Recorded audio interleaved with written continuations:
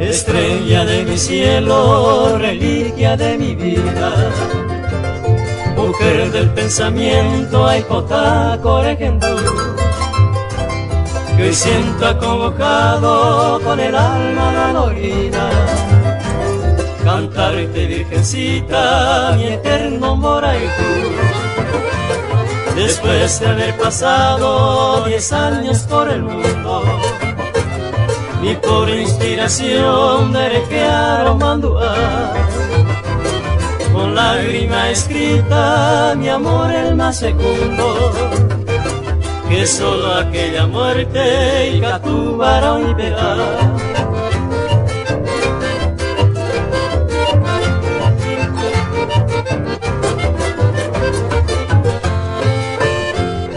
Y oigo entre las frondas gemir desconsolado su cántico quejoso, el frágil Picasso,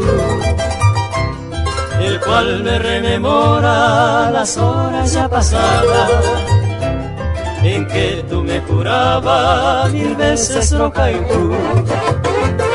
Y hoy lejos de ti, sin luz, sin esperanza, formulo esta ofrenda, candela caica, la página imprudente de triste añoranza.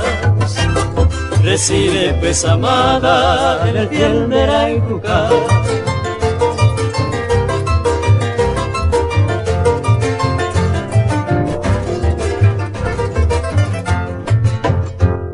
No olvide, amada mía, de nuestra edad florida, cuando siempre me decía ñandeo yupehuara.